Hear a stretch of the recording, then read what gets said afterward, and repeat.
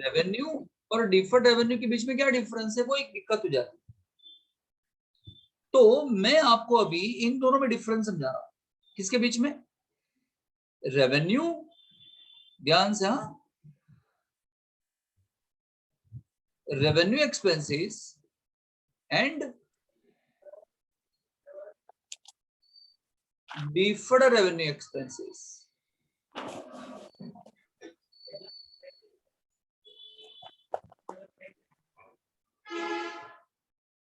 Revenue expenses and deferred revenue expenses, इसमें difference समझना है हमको।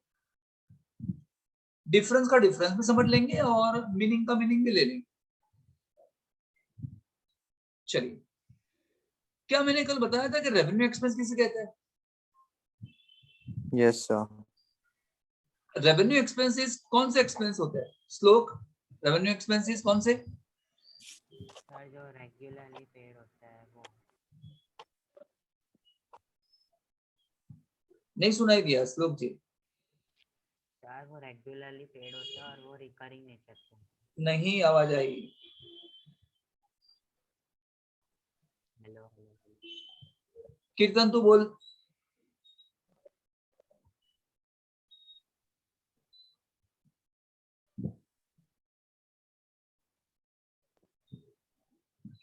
कीर्तन,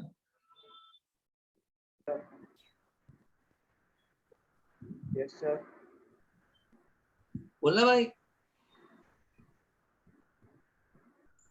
चल भाई रहने दे। कार्तिक तू बोल। Yes sir. सर जो रेगुलरली पेड हो यानी जो रिकरिंग नेचर का हो, जो बार बार हमें पेड करना पड़े। एग्जैक्टली जब हम बिजनेस करते हैं, यहाँ मेरी बात सुनो, जब हम बिजनेस करते हैं तो ऐसे बहुत सारे एक्सपेंस होते हैं जो बार बार पे करने पड़ते हैं, है ना? जो एक्सपेंसेस हम बार बार पे करते हैं, लगातार पे करते हैं, हर बार पे करते हैं, इसे हम बोलते हैं रेवेन्यू एक्सपेंसेस। तो रेवेन्यू Yes, एक्सपेंसेस कौन से एक्सपेंस होते हैं? वो रिकरिंग नेचर के होते हैं। एक बार फिर से देख लो, वो रिकरिंग नेचर के होते हैं, जबकि deferred revenue expenses non recurring nature के होते हैं। याद रखना, ये बार बार नहीं पे करने होते, just like capital expenditure non recurring expenses होते हैं।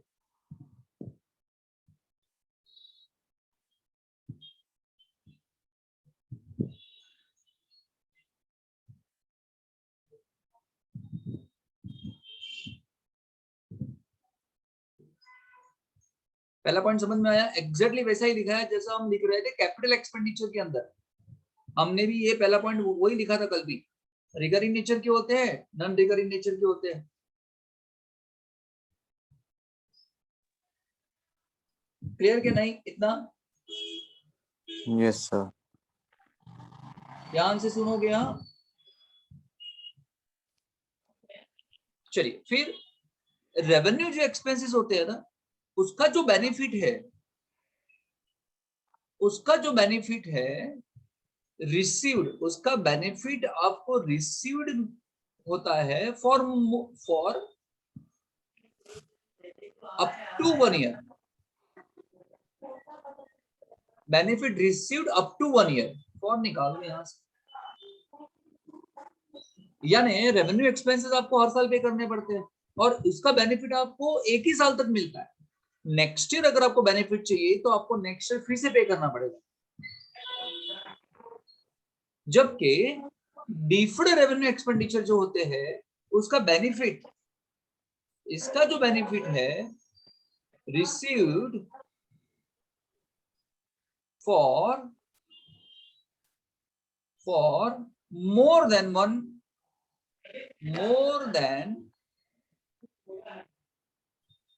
1 ईयर।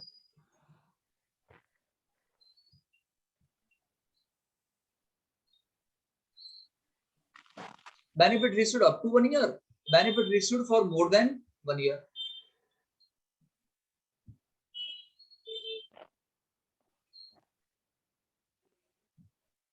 क्लियर?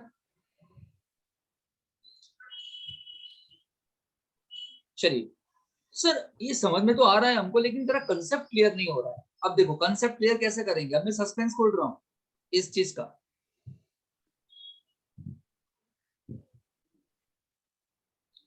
एक बात बताओ, यस सर। यहाँ सुने सब, एक बात बताइए, एडवर्टाइजमेंट एक्सपेंडिचर जो होता है, एडवर्टाइजमेंट एक्सपेंसेस जो होता है, इसको आप रेगुलरली पे करते हैं कि रेगुलरली पे नहीं करते? रेगुलर पे नहीं करते। बोलिए, बाकी कोई? सर रेगुलरली पे करते हैं। देरिए सही, रेगुलरली पे करते हैं, बाकी का बोल रहा है बाकी रेगुलरली पे नहीं करते नहीं, हैं। मैं बाकी नहीं बोला बताइए, आपको, रेगुलर पे नहीं करते। रेगुलर पे नहीं करते, धैर्य ऐसा बोल रहा है। कार्तिक तू क्या कह रहा है? हाँ, सर रेगुलरली पे करते हैं। ओके, श्लोक आप क्या कहना है? रेगुलरली पे करते हैं। श्लोक आवाज नहीं आ रही है तो तू बोल रहा है इसमें। अच्छा, बाकी के लोग, ध्रुविन तू क्या कह रहा है? एडवर्टाइजमेंट एक्सपेंस क्या करते होगे, रेगुलरली कि नॉट रेगुलर? सर पता नहीं। अरे कुछ तो सर बोल, दो रेगुलर चॉइस है भाई, हाँ या ना? Sir regularly. ओके, आस्था जी आप बताइए, रेगुलरली कि नॉट रेगुलरली? पता नहीं सर। अरे यार, दो में से एक बोलना है यार, कुछ भी बोल दे, पता नहीं है तो क्या पता सही हो जाए। रेगुलर। रेगुलरली, हाँ देखो कितना मन को शांति मिल गई ना। चलिए, तो आंसर ये है। एक बात बताओ, क्या आपको नहीं लगता है कि कॉलगेट की जो एड आती है वो हर साल आती है, रेगुलरली आती है? Hello, yes sir. क्या सर। आपको नहीं लगता है कि एयर कंडीशन की जो एड होती है वो हर साल होती है? रेगुलरली यस का सर। मतलब क्या होता है पता है? साल में एक बार भी हो जाए तो रेगुलरली हो जाता है। What do you mean by Yes. Regularly? It means what, अगर साल में एक बार भी अगर एक्सपेंसेस आप कर लो तो रेगुलरली हो जाता है ना? तो कॉलगेट की एड रेगुलरली आती है, एसी की एड रेगुलरली आती है ना? बाइक की, कार की, स्कूटर की एड रेगुलरली आती है ना? Hello, yes sir. Advertisement expenses हम रेगुलरली पे करते हैं यार, क्लियर? तो मैं अगर कोई एक्सपेंस रेगुलरली पे करता हूं तो बोलो क्या बोलूंगा? ये बोलूंगा कि ये बोलूंगा कि ये बोलूंगा? इनमें से क्या बोलूंगा? रेवेन्यू। Revenue revenue. बोलूंगा। वेरी गुड, वेरी नाइस, जो हमने कल देख लिया था ये बोलूंगा सर। अब मुझे बताओ, नाउ टेल मी, ऐसा भी तो हो सकता है ना कि हमने कोई एडवर्टाइजमेंट एक्सपेंडिचर किया और वो हमने आने वाले 5 साल के लिए कर लिया। इज दिस पॉसिबल और नॉट? Yes sir. क्या कहता है आपका दिमाग, आपका खोपड़ी क्या बोलता है? क्या हम कोई भी एक्सपेंसेस, रेवेन्यू एक्सपेंसेस हम 5 साल तक नहीं कर सकते क्या? उसमें कोई कानून है क्या? No sir. हेलो,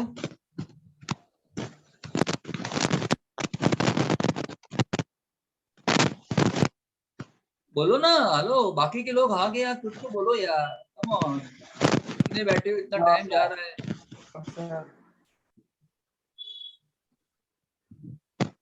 यस, हम 5 साल तक कर सकते कि नहीं कर सकते कोई भी एक्सपेंसेस है, इसमें क्या है? Yes sir. यस सर, कर सकते हैं। तो अब आप कर प्रॉब्लम सकते ये हो थे। गई, अब प्रॉब्लम ये हो गई कि ये जो सेम एक्सपेंसेस था, ये जो सेम एडवर्टाइजमेंट एक्सपेंसेस था, अगर मैं 1 साल तक पे करूं, 1 साल का पे करूं, अप टू 1 ईयर का मैं पे करता हूं, तो रेवेन्यू क्या बन जाता है?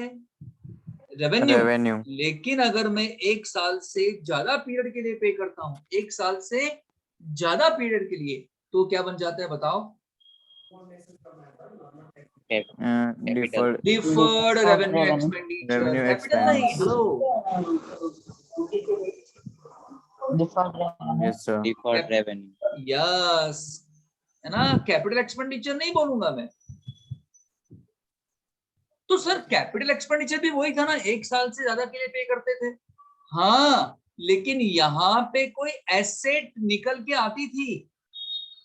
यहाँ आप लैंड बाय करते थे, बिल्डिंग बाय करते थे, प्लांट बाय करते थे, मशीन बाय करते थे, जिसका बेनिफिट आपको 1 साल से ज्यादा मिलता था। लेकिन यहाँ पे कोई एसेट निकल के नहीं आएगी आपके सामने जिसको आप बेच सकते हो। Hello, yes sir. समझ रहे हो क्या फर्क है? पहले आप ये समझो कि revenue expenses and deferred revenue में क्या फर्क है। रेवेन्यू एक्सपेंस का मतलब एक साल तक किया गया हो तो रेवेन्यू, हर साल जो करते हो उसे रेवेन्यू बोलते हैं। लेकिन अगर कोई एक्सपेंसेस जो हर साल करते थे वो हमने आने वाले 5 साल का कर दिया, then it becomes a deferred revenue.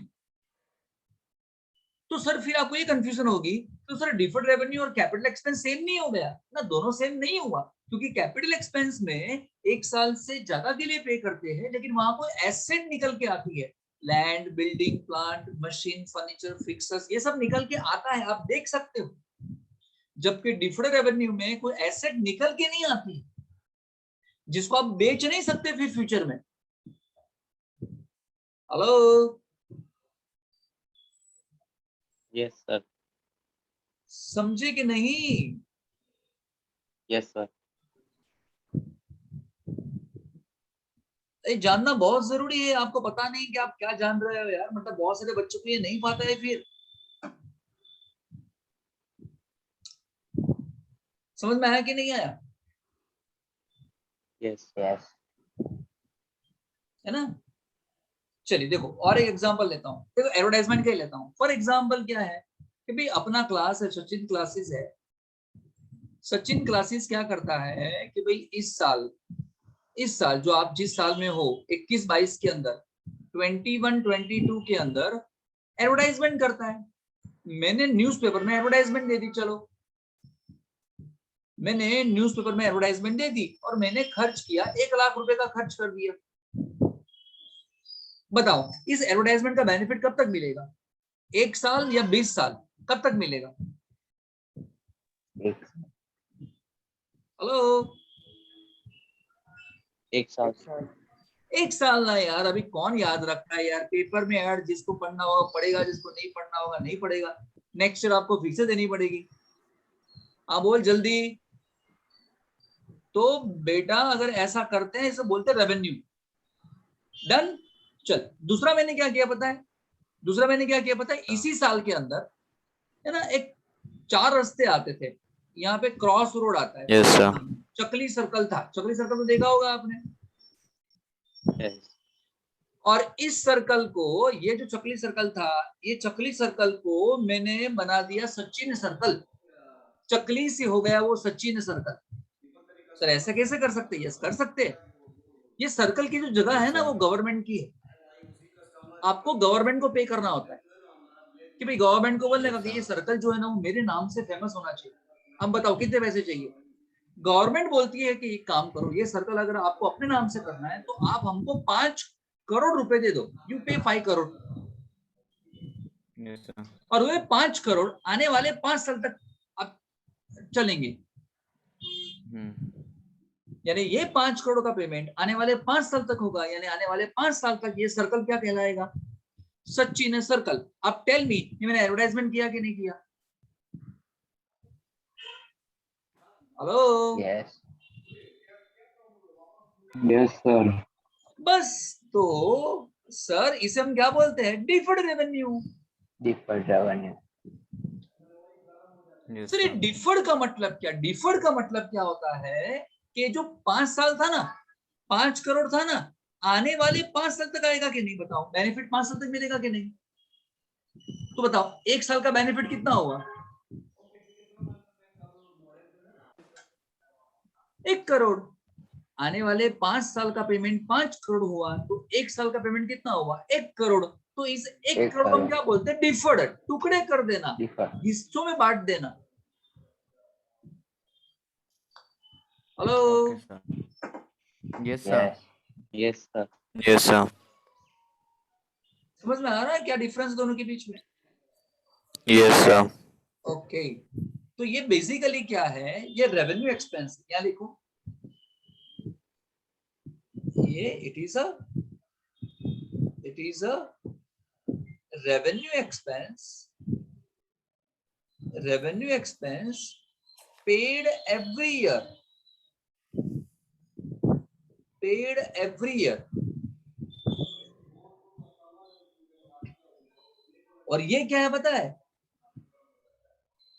ये क्या है? इट इज बेसिकली, ध्यान से, हाँ, बेसिकली रेवेन्यू ही है, hello, revenue expense, but what बताओ, बट पेड फॉर बताओ, hello, 1 year, more than 1 year. Exactly, paid for more than 1 year.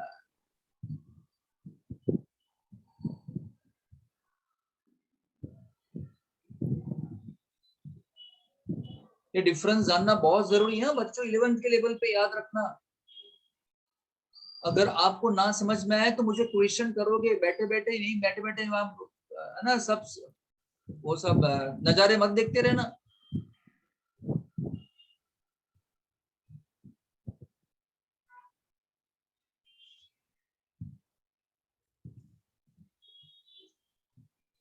And एक डिफरेंस लिख लो, और एक डिफरेंस यहाँ पे,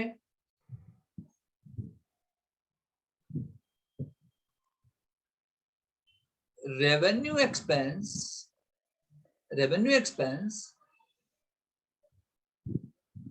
are considered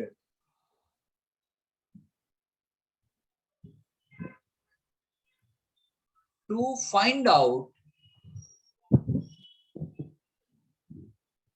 प्रॉफिट और लॉस। प्रॉफिट या लॉस जानने के लिए मैंने बता दिया था कल कि रेवेन्यू एक्सपेंस को ही कंसीडर करते हैं।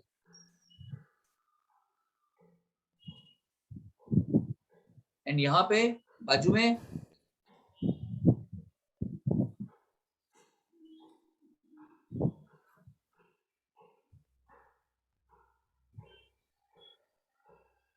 अब सुनो, यहाँ पे क्या होगा पता है, यहाँ जो आपने 5 करोड़ पे किया आने वाले 5 साल का, तो बताओ 1 साल का कितना होगा, 1 करोड़ हुआ ना। Yes sir. तो Yes. इस 1 करोड़ को हम कंपेयर करेंगे प्रॉफिट जानने के लिए, इस एक्सपेंस को ले सकते हैं, 5 करोड़ को नहीं ले सकते क्योंकि 5 करोड़ तो तूने आने वाले 5 साल का पे किया है ना, तो 1 साल का कितना, 1 करोड़ ना। तो अगर तुम्हें करंट ईयर का प्रॉफिट जानना है तो तू 1 करोड़ ही लेगा, 5 करोड़ लेगा नहीं। नहीं। समझना है क्या फर्क है? Yes sir. या लिखो only that part of deferred revenue expenditure, DRE का मतलब क्या, deferred revenue expenditure, only that part of deferred revenue expenditure considered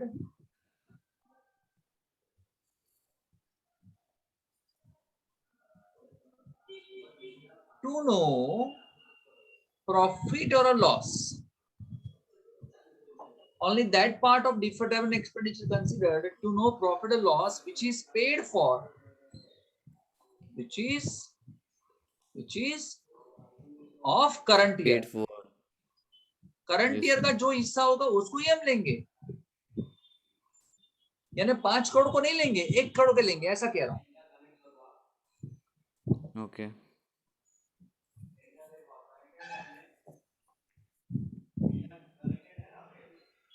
done ना। रिलायंस कंपनी का मालिक मुकेश अंबानी है, इन्फोसिस कंपनी का मालिक अजीज है, सचिन क्लासेस का मालिक सचिन शाह है। एक बात बताओ, क्या दोनों ये सेम पर्सन है क्या अलग अलग पर्सन? कंपनी, अलग अलग पर्सन है सर। बिजनेस और बिजनेस का मालिक दोनों सेम होते हैं क्या अलग अलग होते हैं? क्या सर? कंपनी, बिजनेस या बिजनेस का मालिक दोनों सेम होते हैं कि अलग अलग होते हैं? बिजनेस का मालिक अलग अलग होंगे, जैसे कि अगर आपका क्लासेस है तो ऐसे अलग, इनका ऐसे। बाकी सब बताइए सर। जो घास के पुतले बन के बैठे हुए हैं पंछी उड़ाने के लिए, अलग अलग होते हैं। अलग अलग होते हैं, बोलो ना बाबा। अरे बोल सुन दिया। सुन सुन सुन एक बात बता, क्या सचिन क्लासेस का और सचिन शाह का, इन दोनों का बैंक में अलग अलग अकाउंट हो सकता है कि नहीं हो सकता? यस, हो सकता है। सचिन क्लासेस का बैंक में हो करंट सकता है। अकाउंट हो सकता है, इसका बैंक में करंट अकाउंट है, जबकि सचिन शाह का बैंक में सेविंग अकाउंट है। आपका पता है ना करंट अकाउंट कौन खोल सकता है? सिर्फ करंट अकाउंट सिर्फ बिजनेस करने वाले लोग खोल सकते हैं, पता है कि नहीं बैंक में? यस और जो सर। Yes, sir. इंडिविजुअल होता है उसका सेविंग अकाउंट होता है। तो यस, इसका भी बैंक में अकाउंट है करंट अकाउंट, इसका भी बैंक में अकाउंट है सेविंग अकाउंट। यस, ये मेरा ही बिजनेस है, यहाँ मेरी साइन ही चलेगी, यहाँ पे भी मेरी साइन चलेगी, लेकिन फिर भी दोनों अलग अलग है। Business is having a separate entity from the owner. Business अलग, ओनर अलग होता है, दोनों सेम नहीं होता। एक बात बताओ, कैपिटल का मतलब क्या समझाया था मैंने? कैपिटल का मतलब जो What do you चीज mean एक by ही बार capital? होती हो। और ओनर जब अपने बिजनेस में कोई इन्वेस्ट करता है, कोई एग्जैक्टली, हेलो, आपने क्या बोला? ओनर जब अपने बिजनेस में इन्वेस्टमेंट करता है, तो दोनों अलग अलग हो गए ना। ओनर ने अपने बिजनेस में इन्वेस्टमेंट किया, दोनों अलग अलग हो गए। एंटिटी का मतलब होता है आइडेंटिटी, पहचान। बिजनेस की पहचान अलग है, ओनर की पहचान अलग है। बिजनेस की एंटिटी अलग है, ओनर की आइडेंटिटी अलग है, दोनों सेम नहीं है। ड्राइंग का मतलब क्या था? धैर्य। ड्राइंग क्या होता था? धैर्य।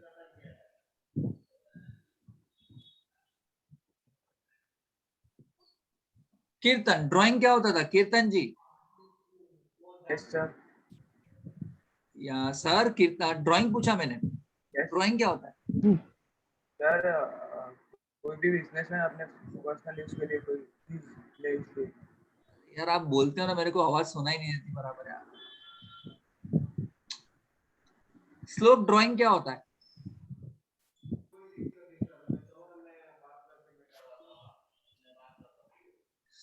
स्लोप, तेरी तो आवाज बिल्कुल नहीं आती यार। ड्राइंग क्या होता है पता है? जब बिजनेस का मालिक बिजनेस में से गुड्स निकालता है, कैश निकालता है, एसेट निकालता है अपने पर्सनल यूज के लिए, अपने पर्सनल यूज के लिए, इसे हम बोलते हैं ड्राइंग। इसका मतलब क्या? मालिक और बिजनेस अलग अलग हो गए ना। यस इसका सर। मतलब क्या? बिजनेस की एंटिटी, बिजनेस की आइडेंटिटी अलग हो गई ना ओनर से। Hello, yes sir. यस चलिए लिखो, बिजनेस एंटिटी लिखो।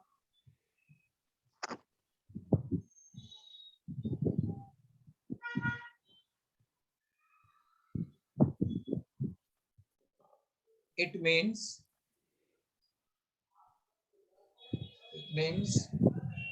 business is having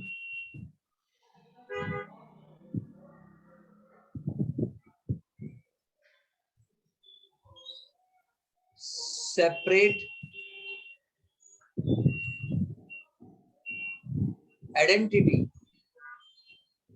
or entity from its owner. It means business is having a separate entity from its owner. It means business and owner both are separate.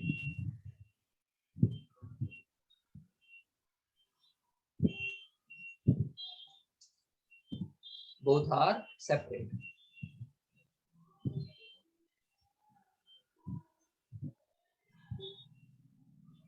On the basis of these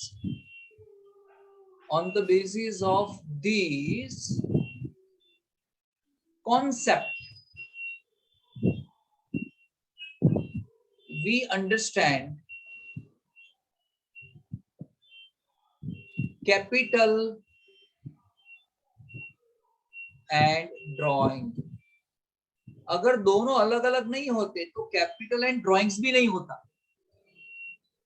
capital and drawing इसीलिए है क्योंकि दोनों अलग अलग है।